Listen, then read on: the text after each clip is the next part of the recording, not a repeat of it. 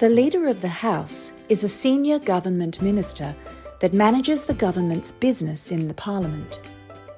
They decide the order and timing of which items of government business will be debated in the Legislative Assembly.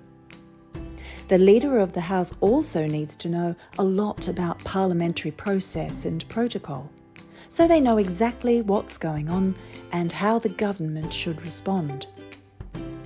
In Queensland, the role only became an official position in 1975.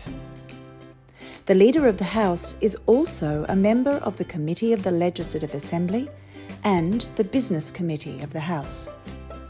The current Leader of the House is Dr. Christian Rowan.